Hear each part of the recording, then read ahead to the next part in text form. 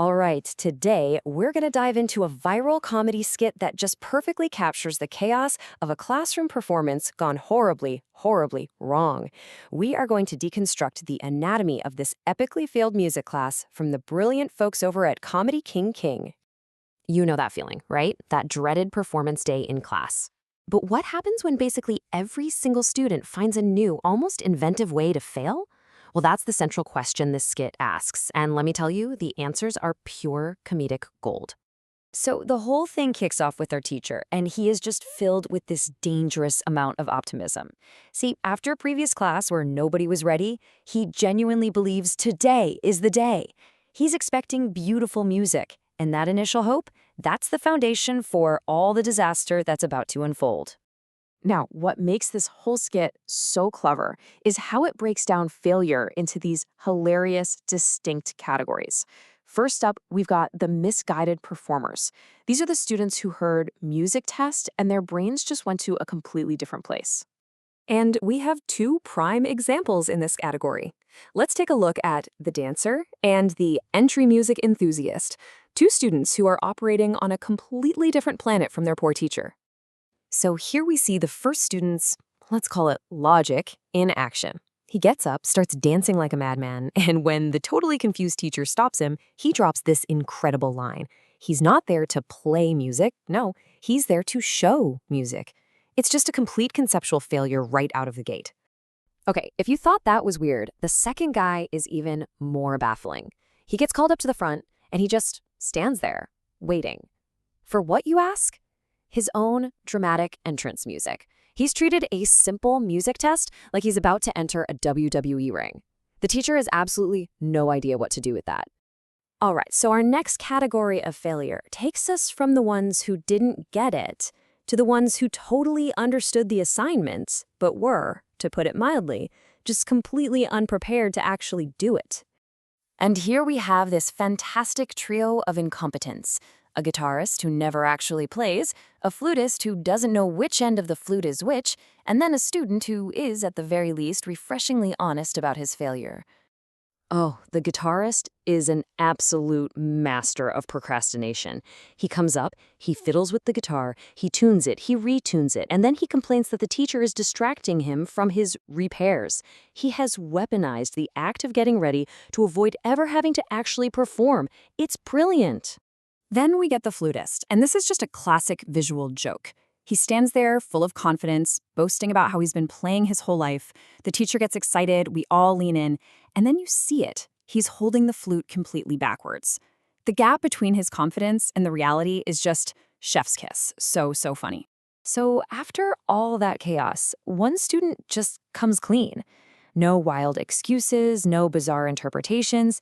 He just says, "Sir, I haven't prepared." And what's amazing is the teacher, who is now desperate for literally any sign of effort, decides he's going to help him right then and there. And this is where things get even more absurd. So the teacher tries a simple sa, re, ga, ma scale.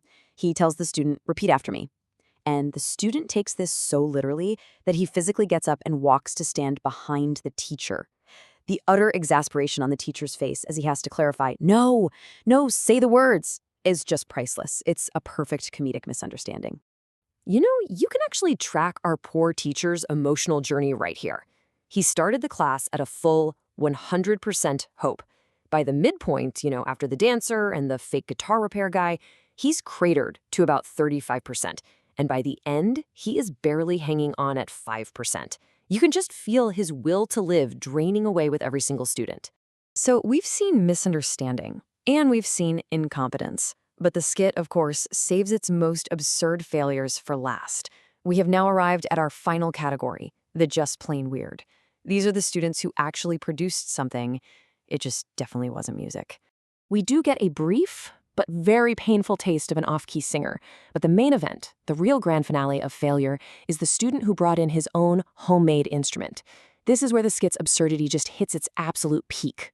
I mean, this student is a true showman. He comes up to the front with this mysterious object, he demands total silence, and he sets the stage for what everyone in the room assumes is going to be a very unique musical performance.